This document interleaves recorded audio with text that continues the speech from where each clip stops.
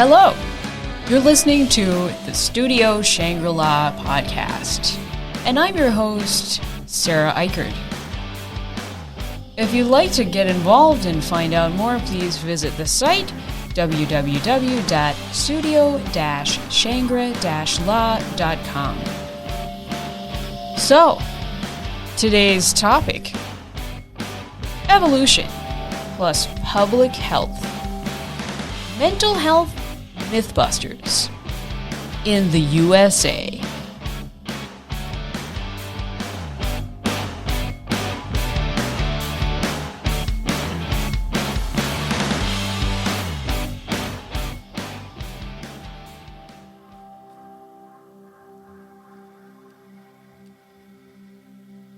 Mental health Mythbusters in the USA. What a topic. That's a big one. Topics and subtopics of mental health are widely circulating. First of all, when we say mental health, let's not forget that the health of a person is the health of the entire self or body. And the mind is not in isolation from the other systems and aspects of the body. And that's where the notion of holistic health comes from, or whole body health. The health of the entire person that is inevitably interconnected.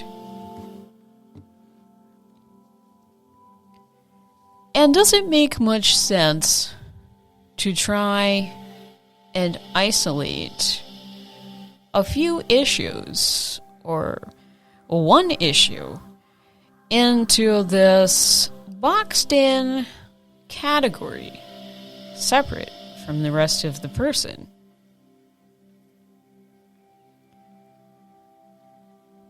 Taking into account physical,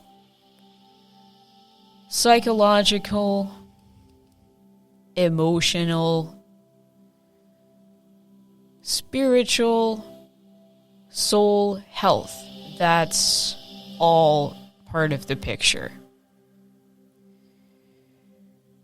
Depending on the issues or challenges that a person is facing, it may be hard to isolate this condition or challenge into one little box, because the issue may be influenced by so many different aspects of life. And the health of the person is their physicality and what's going on inside. And of course, that's influenced by external circumstances.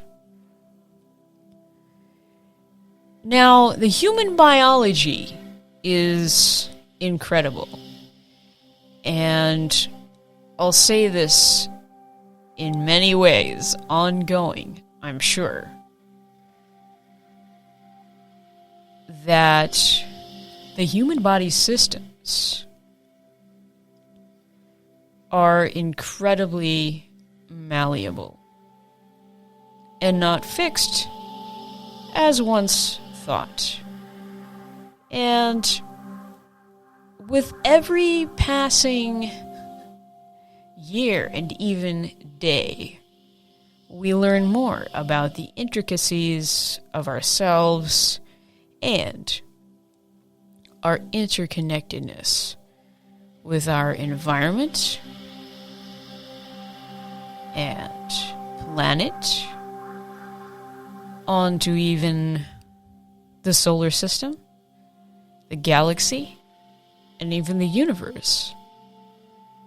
And we experience this interconnectedness through our senses, that which we can directly sense, and also that which we indirectly sense, and that which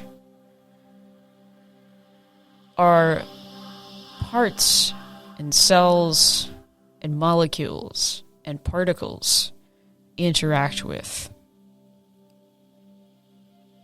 Human biology is so beautifully complex that it seems irresponsible to just toss around the labels of disorders, because these things are not necessarily fixed and can be conditional and very well solvable.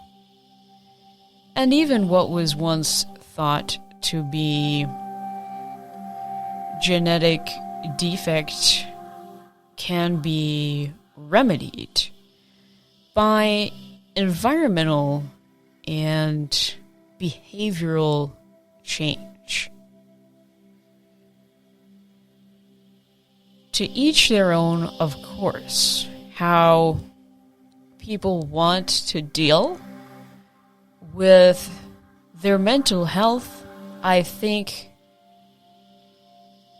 a very important point here is that mental health is just simply being human. Having thoughts and emotions and ups and downs. It's part of the human experience. And nowadays, in the past couple of decades in particular, we've experienced an explosion of accelerated technology. And things are moving along a lot faster than they used to. And I think this is definitely a very important consideration, that physiological, biological adaptation to this demand of accelerated evolution. You know, sometimes there are going to be some bumps along the way. And in the life of an individual, sometimes there might be an evolutionary demand, a demand to step up or level up, which might get a bit bumpy.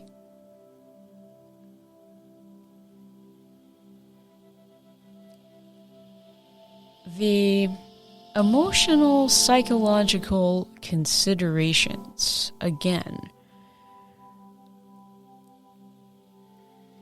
it's not just mental health, it's health. It's health of self.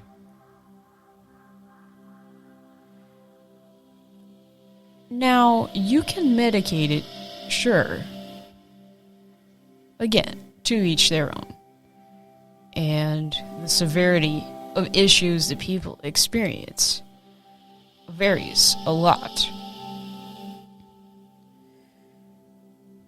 However, it should be well known and understood that mental emotional disturbances or dis-ease, as I've heard it called,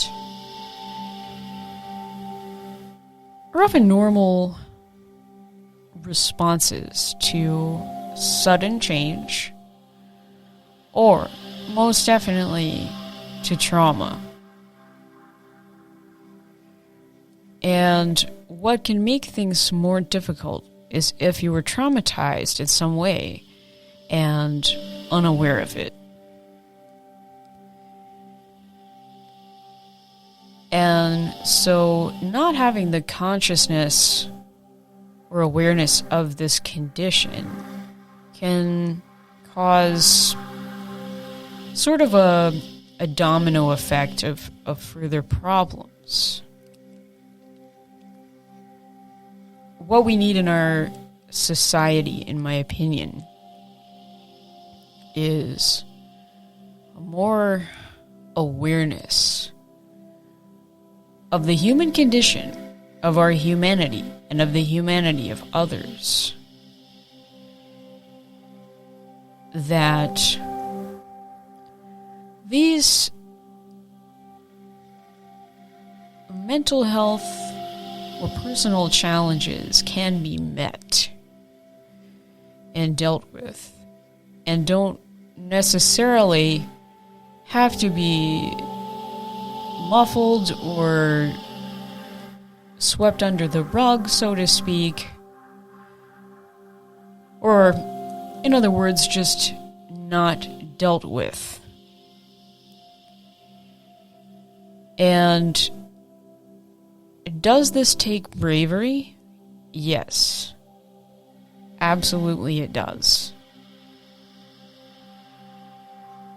When your biology and your spirituality call upon you to evolve, it does take some bravery and determination to do better and to be better than those who came before you. Or perhaps a better way of saying that is to keep building on that and to keep rising and to keep advancing. It does take bravery.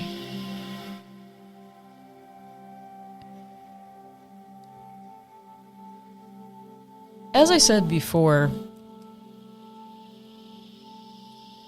in order to overcome challenges, environment is very much at play.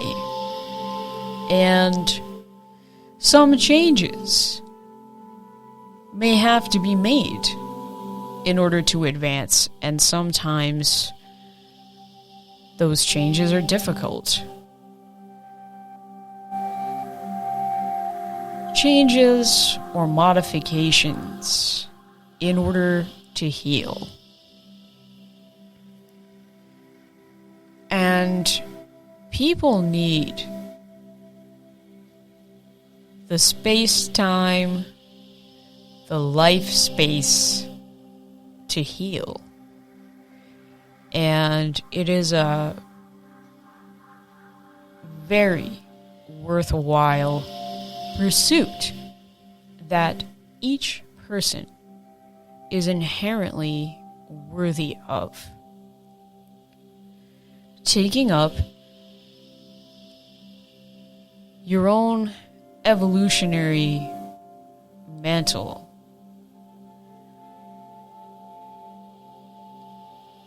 And that in itself can give a person a very definite sense of purpose.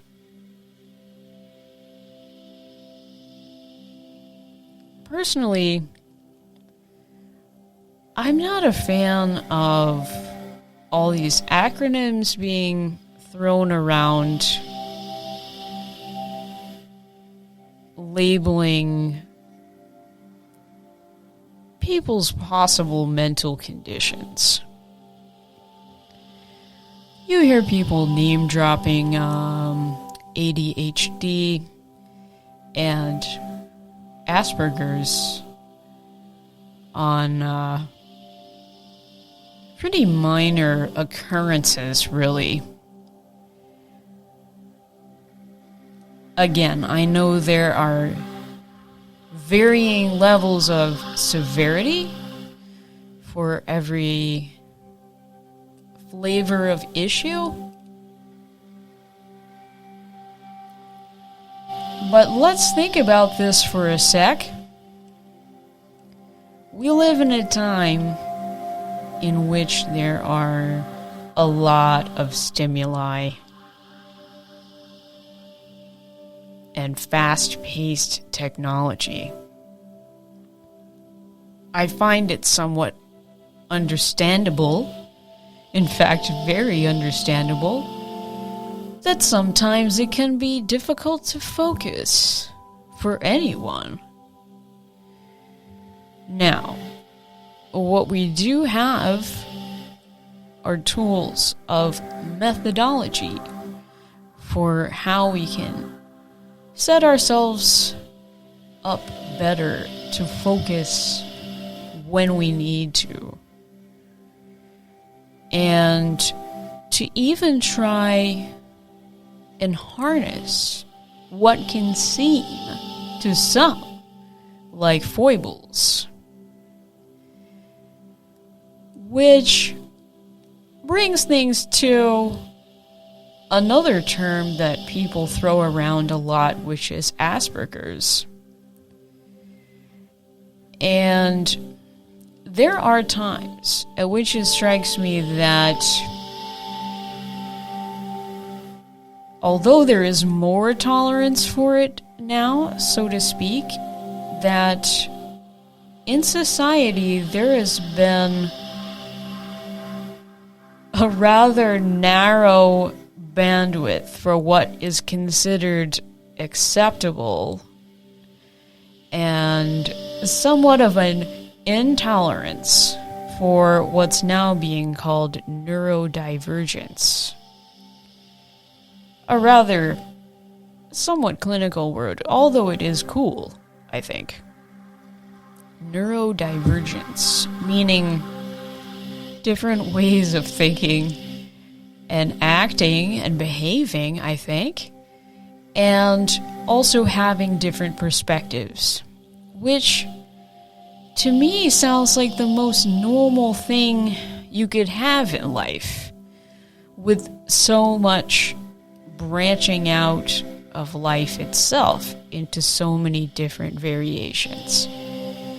Now, who decided to start boxing things in so much? Clinically, I'm not so sure. I think a lot of it has had to do with marketing and pharmaceuticals, advertising, profiting on different products. That's definitely part of it.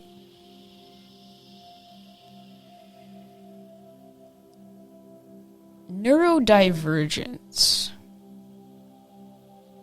Different ways of thinking and expressing oneself.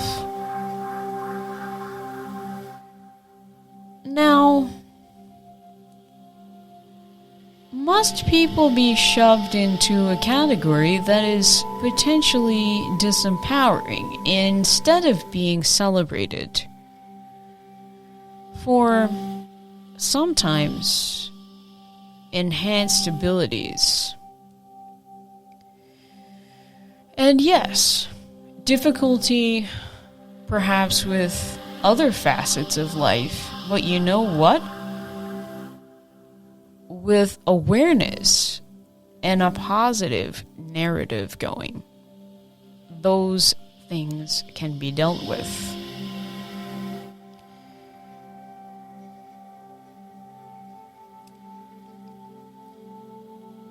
This brings me to another part of this subject, which is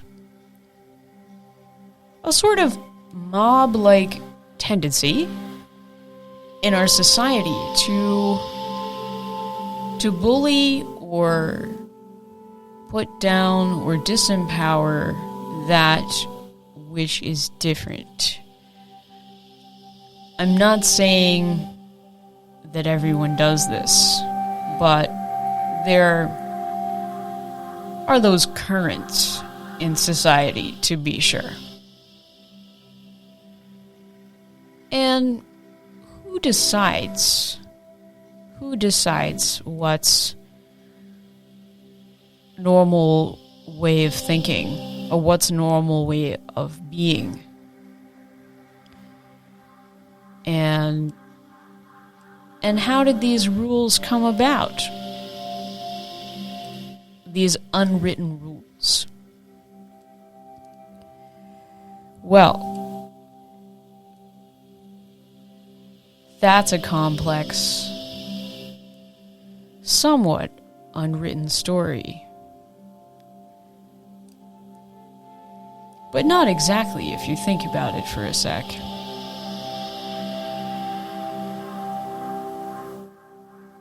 This country, as we know it, was founded on a group of people coming in and thinking they know how to live better than the group of people already here. Thinking they could life better than the people who were already here. When in fact, that European, Anglo culture, whatever you want to call it, had already been quite distanced from nature in a lot of ways. And distance from nature causes some issues, as we've seen.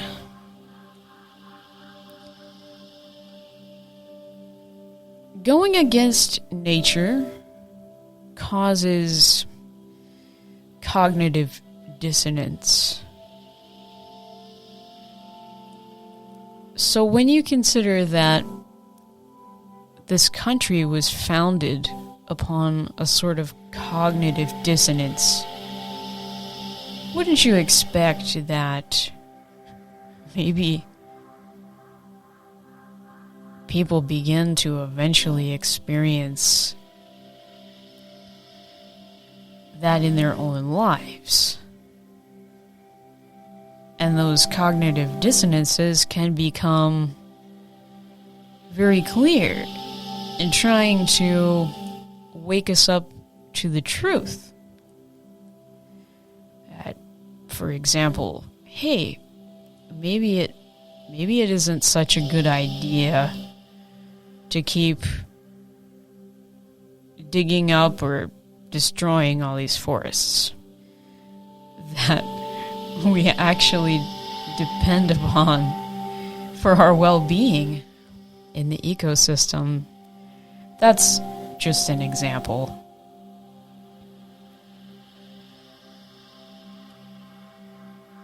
So, in classifying individuals into sort of disorder categories, it's a bit hypocritical when the culture itself has been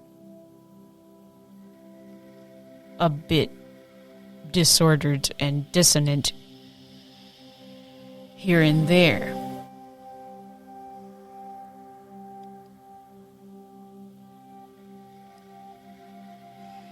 There's the prophecy of the eagle and the condor that I was reminded of recently, given that it's Native American Heritage Month and it was Native American Heritage Day. The prophecy of the eagle and the condor is that eventually the two of them come together instead of fighting all the time. And the eagle represents the intellectual, the ambitious. And the condor represents the intuitive, the empathetic.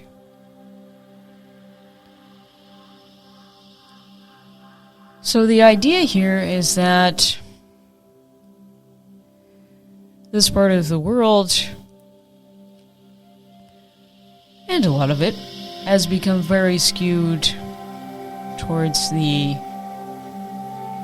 analytical, intellectual, and has somewhat put off the intuitive, spiritual.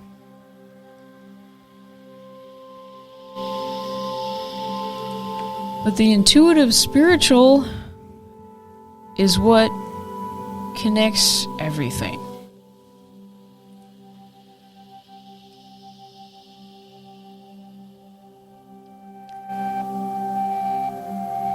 And the unification of the eagle and the condor can also apply to the individual.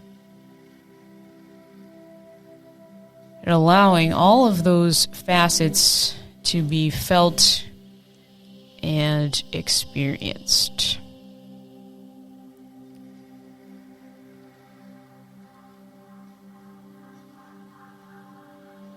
It's quite possible that if someone is experiencing mental, emotional, psychological challenges in their life,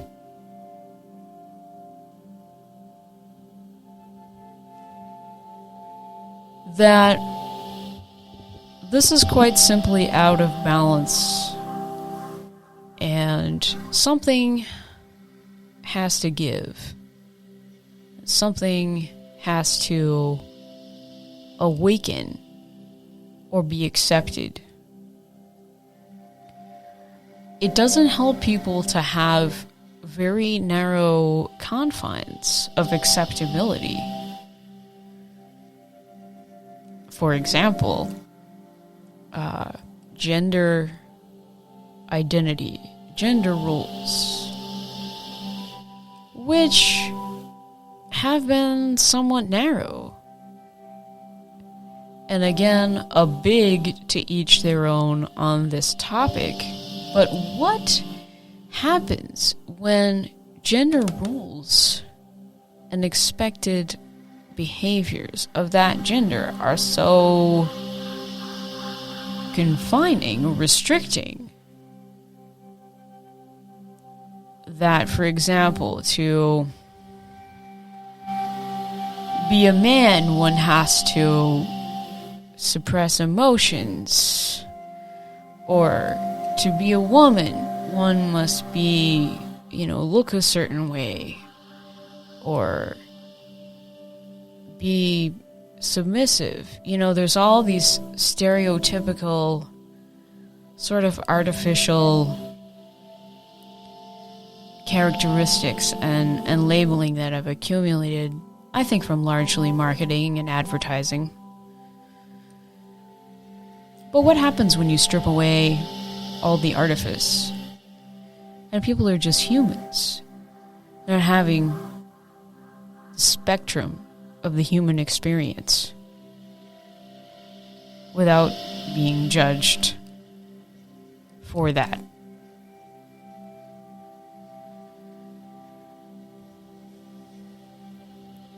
So, hypothetically, if you have, say, gender roles that are too confining, someone could very well be confused about their inability to conform to them if the parameters are so narrow. Do you hear what I mean? I see this floating around sometimes.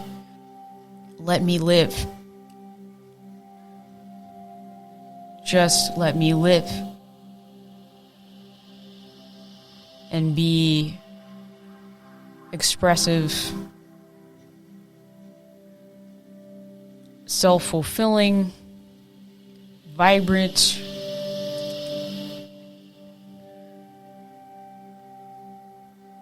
You know, instead of having someone's mode of expression be automatically bullied or labeled as some kind of disorder. You've got to open your minds. Not so wide that it falls out, of course, like I think George Carlin said.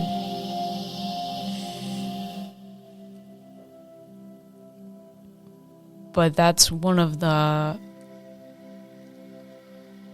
important parts of freedom, is self-expression. And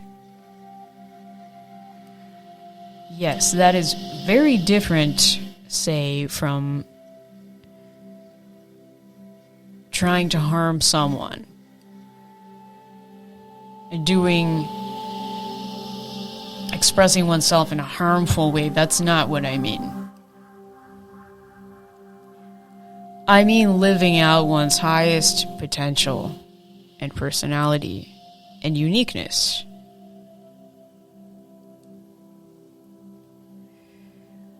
Now, unfortunately, there are those types of people who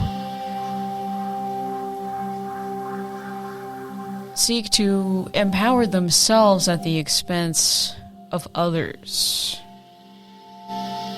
in a sort of negative, opportunistic way. The bullies. And I can't say I've never been there out of copying bad societal habit. But I stopped doing that in college.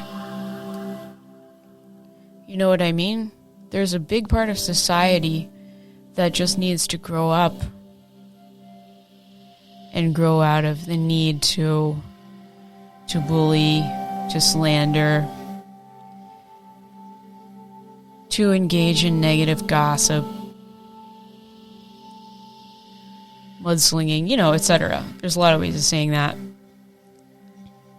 To grow up and level up and realize that each of us is a part of society and each of us can play a role in creating a better society in which people feel safer being heard. And yes, that matters.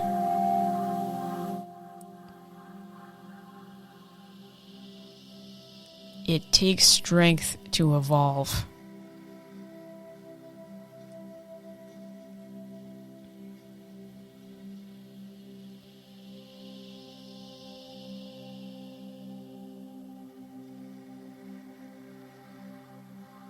And self-fulfillment. It doesn't matter who's doing what.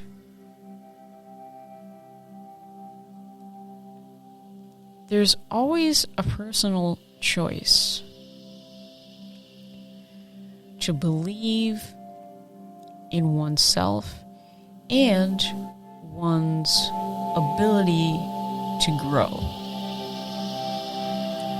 and to figure out the ways to heal and the ways to live one's best life We don't need a medical system that would try and perpetuate a problem.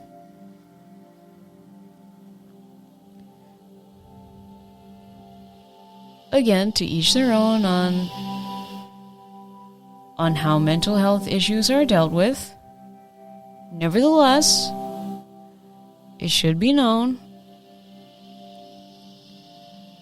that no one's alone in the human condition. And there are options. There are always options. And I feel this is important for me to say also.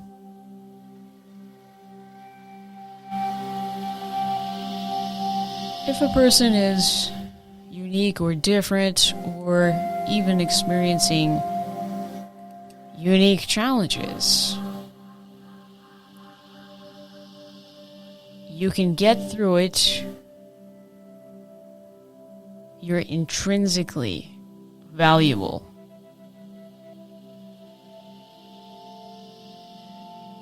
My advice is, don't let anyone make you feel like there's something wrong with you. Because there's something right with everyone. Because we are all part of this grand miracle called the cosmos. And it seems very well orchestrated to me. And in your path of life, your purpose can be in part playing the hand that you're dealt to your very best. And it's not a fixed hand either. You can pick up different cards and then discard some too. That's starting to get into genetic territory. Genetics are malleable. Yes, they are. More and more evidence of that amounting.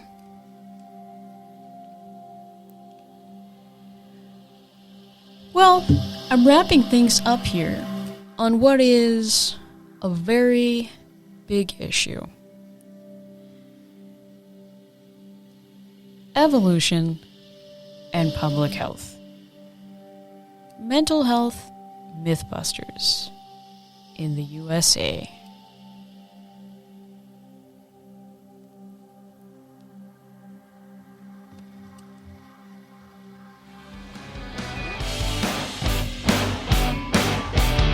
Thanks for listening to the Studio Shangri-La podcast, in which we talk about some big and fascinating topics across the board, from the arts and sciences, the technology, society and culture, and, oh yes, philosophy.